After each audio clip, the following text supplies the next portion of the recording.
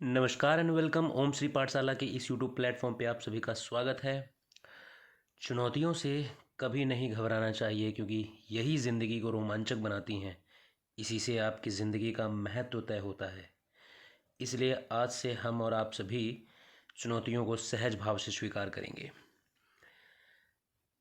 इसी विचार के साथ हम आज करंट अफेयर के इस सेशन को शुरुआत करते हैं। साथियों, आज के करंट अफेयर में 23 और 24 मार्च के करंट अफेयर को भी कवर किया गया है। तो जानते हैं हेडलाइंस में क्या है खास। हैती में फंसे भारतीयों को निकालने के लिए ऑपरेशन इंद्रावती शुरू किया गया। इसरो के रीयूजेबल लॉन्च व्हीकल की सक्सेसफुल लैंडिंग कराई गई। अमेरिका ने जासूसी के लिए 3 सैटेलाइट लॉन्च किए। पीएम मोदी को भूटान का सर्वोच्च नागरिक सम्मान से नवाजा गया। श्रीनगर में एशिया का सबसे बड़ा ट्यूलिप गार्डन खुला। आईडीएफसी फर्स्ट बैंक ने एफडी पर मिलने वाली ब्याज दरों में बदलाव किया है।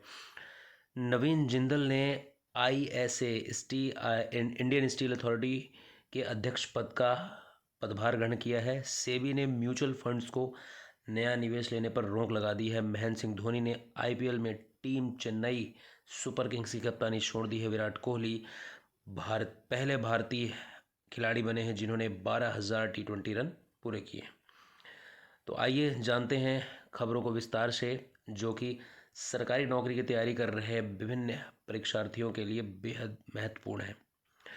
हैती में ऑपरेशन इंद्रावती शुरू है। हैती, जो कि एक कैरिबियाई देश है, वहां बीते 21 मार्च को विदेश मंत्री एस जयशंकर ने बताया कि भारत सरकार ने हैती में फंसे भारतीयों को निकालने के लिए ऑपरेशन इंद्रावती शुरू कर दिया है। इसके तहत देर रात को 12 लोगों को कैरिबियाई द्वीप डोमिनिकन रिपब्लिक में ले जाया गया। हैती में 23 दिनों से हिंसा जारी है। चित्र में या तस्वीर में आप देख रहे हैं, पहले बैच में 12 भारतीय नागरिकों को निकाला गया है। उनकी तस्वीर विदेश मंत्री एस जयशंकर ने शेयर की है। कैरिबियाई देश हैती में मार्च की शुरुआत में हिंसा हो रही है। इस हिंसा का कारण क्या है? क्रिमिनल गैंग के लोगों ने कई सरकारी संस्थाओं में हमला कर दिया है। बढ़ती हिंसा के बीच 12 मार्च को हैती के प्रधानमंत्री एरियल हेनरी ने इस्तीफा दे दिया है। हैती में हिंसा प्रधानमंत्री एरियल हेनरी के केन्या जाने के बाद शुरू हुई। प्रधानमंत्री केन्याई नेतृत्व वाले बहुराष्ट्रीय सुरक्षा बल यानी कि मल्टीनेशनल सिक्योरिटी फोर्स की हैती में तैनात को लेकर चर्चा करने के लिए नैरोबी गए हुए थे। इसके बाद प्रधानमंत्री को पद से हटाने के लिए हैती के सभी क्रिमिनल गैंग एकजुट हो गए और हिंसा करने लगे। तो वर्ल्ड मैप में हैती आप देख सकते हैं। हैती एक कैरिबियाई देश है जो कैरिबियाई सागर में यहाँ दर्शाया गया है। हैती की राजधानी है पोर्ट ऑ प्रिंस। हैती जो है वो लैटिन अमेरिका का ऐसा पहला स्वतंत्र देश है जहाँ आज भी वर्तमान में फ्रांसीसी भाषा बोली जाती है। तो इसकी लोकेशन आप वर्ल्ड मैप में देख सकते हैं। राजधानी याद रखेंगे, पोर्ट ऑ प्रिंस। अगली खबर है इसरो से। इसरो यानी कि Indian space research organisation, ISRO के रीयूजेबल लॉन्च व्हीकल की सफल लैंडिंग कराई गई है। 22 मार्च को RLV-LEX-02 इस लॉन्च व्हीकल का नाम है। RLV मतलब रीयूजेबल लॉन्च व्हीकल। इस स्वदेशी स्पेस शटल का नाम पुष्पक विमान रखा गया है। इसे कर्नाटक के चित्रदुर्ग के एरोनॉटिकल टेस्ट रेंज में हेलीकॉप्टर से 4.5 किलोमीटर की ऊंचाई तक ले जाया गया और रनवे पर ऑटोनोमस लैंडिंग के लिए छोड़ दिया गया। तस्वीर में आप देख रहे हैं इसरो का रीयूजेबल लॉन्च व्हीकल नासा की स्पेस शटल की तरह ही है।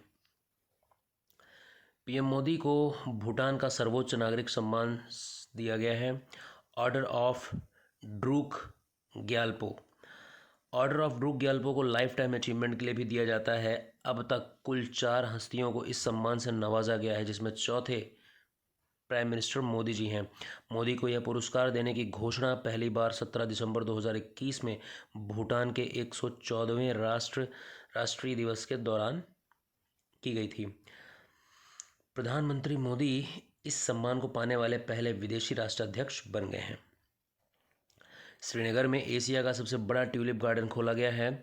23 मार्च को जम्मू कश्मीर के श्रीनगर में स्थित एशिया का सबसे बड़ा ट्यूलिप गार्डन, जिसका नाम है इंदिरा गांधी स्मारक ट्यूलिप गार्डन, पर्यटकों के लिए खोल दिया गया है। यह डल झील और जबरवान पहाड़ियों के बीच स्थित है। इस गार्डन को पहले सिराज बाग के नाम से जाना जाता था। तो याद रखेंगे, सिराज बाग जो कि वर्तमान नाम है इंदिरा गांधी मतलब इंदिरा गांधी स्मारक ट्यूलिप गार्डन का पूर्व नाम था सिराज बाग, जिसे बदलकर इंदिरा गांधी स्मारक ट्यूलिप गार्डन रख दिया गया है। और यह डल झील और जबरवान पहाड़ियों के बीच में स्थित है। इस साल ट्यूलिप की मौजूदा 68 किस्मों में 5 नई किस्में जोड़ी गई हैं। 55 हेक्टेयर ज़मीन में फैले गार्डन में 17 लाख ट्यूलिप के पौधे लगाए गए हैं। इसमें ट्यूलिप के अलावा जलकुंभी, डैफोडिल्स, मस्करी और साइक्लेमन पौधे भी लगाए गए हैं। इंदिरा गांधी स्मारक ट्यूलिप गार्डन की स्थापना जो है 2007 में तत्कालीन मुख्यमंत्री गुलाम नबी आज़ाद के द्वारा करवाई गई थी। इसकी शुरुआत हॉलैंड से इंपोर्टेड 50,000 ट्यूलिप पौधों के साथ छोटे पैमाने पर हुई थी। आगे इंपॉर्टेंट खबर है बैंकिंग सेक्टर से। IDFC फर्स्ट बैंक ने FD HD की जगह पर FD होगा, यहाँ पर FD पर मिलने वाली ब्याज दरों में बदलाव किया है। 21 मार्च को private sector lender IDFC first bank ने फिक्स डिपॉजिट यानी FD पर मिलने वाली ब्याज की दरों में बदलाव किया है। इस बदलाव के बाद बैंक में FD कराने पर सामान्य नागरिकों को 3.0% से 8.0% तक का सालाना ब्याज मिलेगा। तो ये तालिका है जिसमें आप FD कराने पर कितने से कितने अवधि के बीच में कितना ब्याज मिलेगा उसकी है। 7 से 45 दिन में 3% से लेकर 3.5% तक, और सर्वाधिक जो है 3 साल 1 दिन से लेकर 10 साल की अवधि तक 7% से लेकर 7.5 अवधि तक। IDFC फर्स्ट बैंक की जो दरें हैं 21 मार्च 2024 से लागू होंगी। तो ब्याज दरों में बदलाव के बारे में कुछ और जानकारियां जान लेते हैं। ब्याज दरों में जो बदलाव की गई है 2 करोड़ से कम की FD पर किया गया है। FD से मिलने वाला ब्याज पूरी तरह से टैक्सेबल होता है। 1 साल में FD पर ब्याज की कमाई एनुअल इनकम में जुड़ती है। टोटल इनकम के आधार पर टैक्स स्लैब निर्धारित किया जाता है। FD पर मिलने वाले इंटरेस्ट इनकम को इनकम फ्रॉम अदर सोर्सेज माना जाता है। तो FD पर जो हमें ब्याज प्राप्त होती है वो हमारे टैक्स स्लैब का हिस्सा भी होता है, उस पर गवर्नमेंट टैक्स भी लेती है। आगे इंपॉर्टेंट खबर है नवीन जिंदल ने ISA के अध्यक्ष का पदभार ग्रहण किया है। 21 मार्च को भारतीय बिजनेसमैन पूर्व सांसद नवीन जिंदल ने इंडियन स्टील एसोसिएशन यानी कि ISA का अध्यक्ष पद ग्रहण कर लिया है। नवीन को Arcelor Mittal Nippon steel India के CEO दिलीप ओमन की जगह चेयरमैन नियुक्त किया गया है। नवीन जिंदल अभी Jindal steel and power limited के चेयरमैन हैं। तो तस्वीर में देख रहे हैं नवीन जिंदल जी को।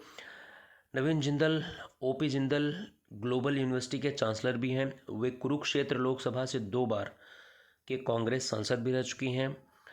नवीन की 10 साल लंबी कानूनी लड़ाई की बदौलत आज हर भारतीय को झंडा फहराने का अधिकार मिला है। ये इम्पोर्टेंट है, एग्ज़ाम में पूछा भी जा सकता है कि हर भारतीय को झंडा फहराने का अधिकार जो दिया गया है इसके पीछे कानूनी लड़ाई किस व्यक्ति ने की है, तो नवीन जिंदल जी ने की है। ये मुद्दा सुप्रीम कोर्ट में भी गया था और 10 साल बाद इस पर अंतिम वर्डिक्ट यानी अंतिम फैसला सुनाया गया था। ISA Indian steel association domestic और ग्लोबली दोनों प्लेटफॉर्म्स पर भारत की स्टील इंडस्ट्रीज़ को रिप्रेजेंट करता है। ISA की स्थापना 2014 में भारत की स्टील मैन्युफैक्चरर कंपनियों की अपेक्स बॉडी के रूप में हुई थी।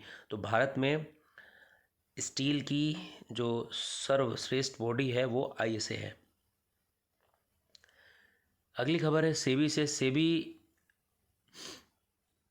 सेबी ने म्यूचुअल फंड्स में निवेश लगाने पर रोक लगा दी है। 22 मार्च को share market regulator authority security and exchange board of India यानी सेबी ने म्यूचुअल फंड्स को नया निवेश लेने पर रोक लगा दी है। अगले महीने यानी 1 अप्रैल से उन म्यूचुअल फंड्स स्कीम में निवेश नहीं कर पाएंगे जो फॉरेन ETF यानी कि एक्सचेंज ट्रेडेड फंड में पैसा लगाते हैं। तो सेबी ने म्यूचुअल फंड्स में पैसा लगाने से यानी कि निवेश करने से रोक लगा दी है। अब हम फॉरेन एक्सचेंज ट्रेडेड फंड में पैसा नहीं लगा पाएंगे और यह 1 अप्रैल से लागू होगा। सेबी देश में म्यूचुअल फंड हाउसेस को हेड करने वाली सर्वश्रेष्ठ संस्था है और उसने AMFI को लेटर भी लिखा है, यानी कि association of mutual funds in India. Foreign ETF यानी कि एक्सचेंज ट्रेड फंड में निवेश लिमिट के करीब पहुंचने पर सेबी ने आदेश जारी किए हैं। इसमें म्यूचुअल फंड कंपनियां डायरेक्ट विदेशी शेयरों में इन्वेस्ट करती हैं। इसके लिए $7 बिलियन करीब 58,347 करोड़ की मैक्सिमम लिमिट तय है। इसमें म्यूचुअल फंड्स फॉरेन ETF की यूनिट्स खरीदती हैं। इस लिमिट के बाहर जाने के बाद सेबी इसमें निवेश पर रोक लगा देती है। इससे पहले जनवरी 2022 में इन्वेस्टमेंट की लिमिट $7 बिलियन तक पहुंच गई थी। अगली खबर स्पोर्ट्स सेक्टर से IPL का आगाज़ हो चुका है। IPL 22 मार्च से शुरू हो चुकी है, तो 17वें IPL का जो सेशन है वो स्टार्ट हो चुका है। और इसमें बड़ी खबर यह है कि महेंद्र सिंह धोनी ने चेन्नई सुपर किंग्स की कप्तानी को छोड़ दिया है। महेंद्र सिंह धोनी IPL इतिहास के सबसे सफल कप्तान रहे हैं। धोनी ने 226 IPL मैचों में कप्तानी की और 133 में टीम को अपने जीत दिलाई है। 250 IPL मैच में उन्होंने 135.92 स्ट्राइक रेट से 5,082 रन बनाए हैं। धोनी ने 24 50 लगाई और 84 उनका बेस्ट स्कोर रहा है, जो RCB के खिलाफ रहा है। तस्वीर में धोनी की कप्तानी में CSK का क्या स्कोर कार्ड रहा है। 2010, 2011, 2018, 2021 और 2023 में IPL के 5 टाइटल महेंद्र सिंह धोनी की कप्तान में ही दिए गए और कुल मिलाकर इन्होंने 10 फाइनल में अपनी टीम को IPL में प्रवेश कराया है। 2008, 2010, 2011, 12, 13 और 2015, 2018, 19, 21 और 23। तो कुल 226 मैचों में 133 जीत और के साथ 91 हार भी है और 2 में कोई रिजल्ट नहीं मिला है। तो IPL में अब तक के सर्वश्रेष्ठ कप्तान रहे हैं। MS धोनी ने इंटरनेशनल क्रिकेट से 2020 में ही रिटायरमेंट ले लिया था और वे भारत को अपनी कप्तानी में ICC की champions trophy 2013, one day world cup और T20 वर्ल्ड कप 2007 जिताने में इकलौते कप्तान हैं। IPL मैनेजमेंट ने कंफर्म किया कि धोनी की जगह गायकवाड़ इस सीज़न CSK की कप्तानी करेंगे। कप्तानी छोड़ने के बावजूद धोनी खेलना जारी रखेंगे। अगली खबर है स्पोर्ट्स सेक्टर से। विराट कोहली 12,000 T20 रन बनाने वाले पहले भारतीय खिलाड़ी बने हैं। वह 12,000 का मार्क छूने वाले दुनिया के छठे और भारत के पहले बैटर बने हैं। कोहली ने यह आंकड़ा 360वीं पारी में पूरा किया है। T20 में सबसे ज़्यादा 14,562 रन वेस्ट इंडीज़ के क्रिस गेल ने बनाए हैं। क्रिस गेल ने 345 पारियों में 12,000 रन पूरे कर लिए हैं।